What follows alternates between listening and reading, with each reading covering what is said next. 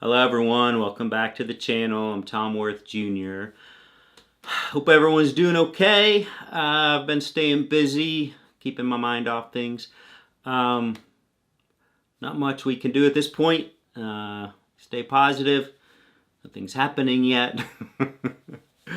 I don't know what to say here. Just wanted to just say hi to everyone. And I read that Trump is acting more adult now that he has a mandate.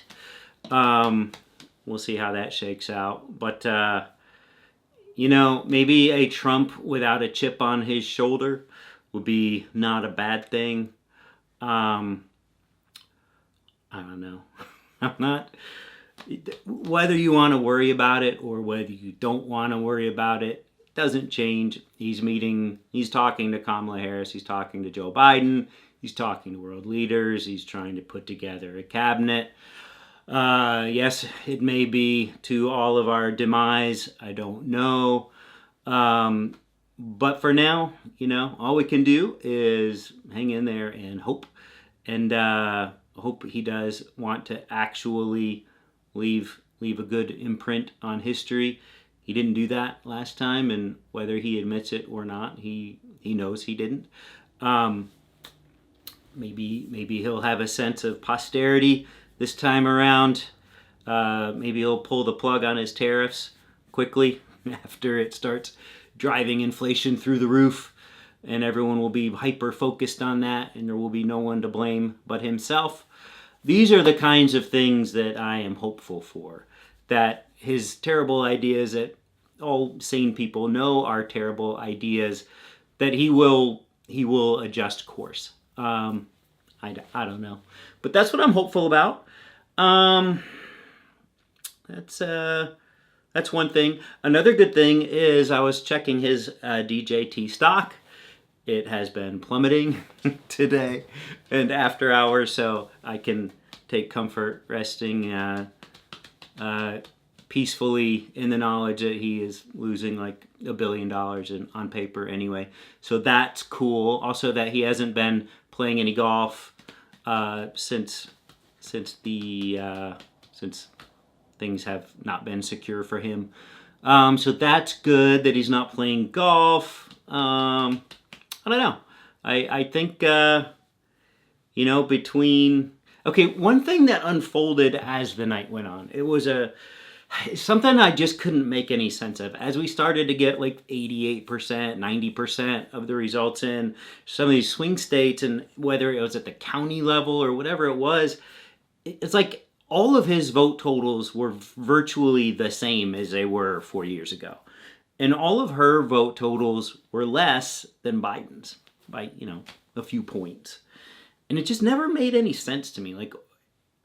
But now it kind of does. Because every person that votes for him always votes for him, no matter what.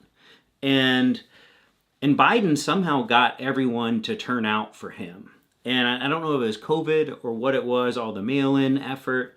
But they just didn't turn out for Kamala Harris the way they did for Biden. And I know there are people in this country who will never vote for a woman president. I know there are people in this country who will never vote for a black president. And she is both. And so if you take the group that will never vote for a woman and add that to the group that would never vote for a person of color, that's going to be people that did vote for Biden. And they're not going to vote for Trump, but they're not going to vote for her.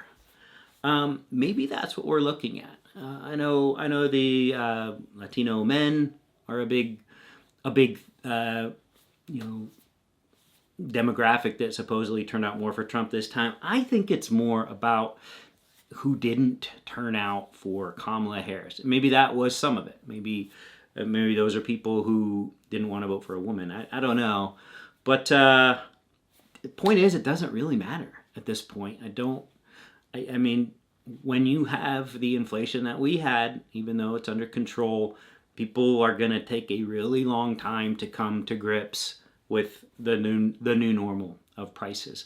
And they're not there yet. You can be as rational as you want about it, but most people are not that way.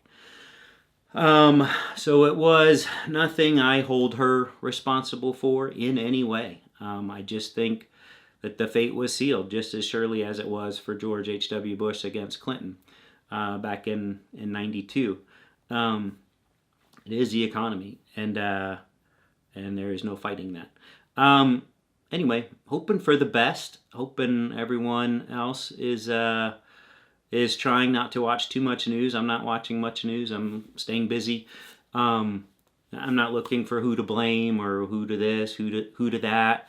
I did catch this foreign policy interview. It was FP, foreign policy, FP.com maybe, but it was a video, and it had a moderator, but it had two historians, one from Yale and one from Princeton, really putting all of this in perspective, going back to the founding fathers, going back into more recent,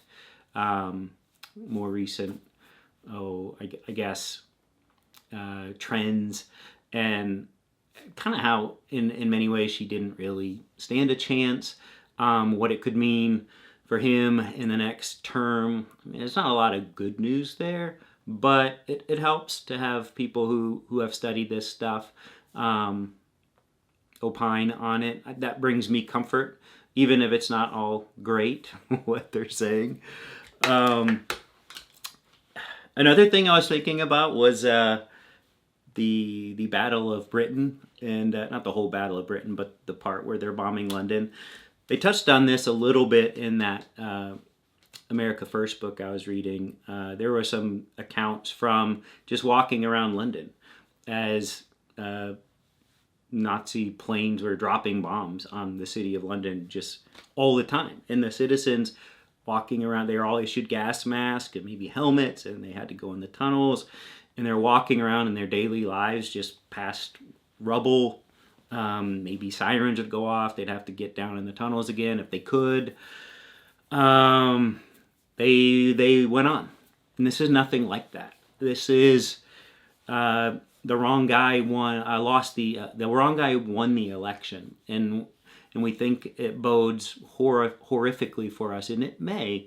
But our buildings are not in rubble. We're not in tunnels. We're not being issued gas masks. I mean, this is what's going on in places around the world right now. Some places, Ukraine and the Middle East. We really have it pretty dang good, all things considered. Again, not to make light of what happened, but it does help to bring some perspective to it. And although things may turn bad, and I think some things will, they're not yet.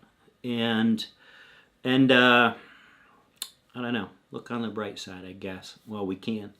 And hope everyone is doing okay and hanging in there. And we will talk to you later.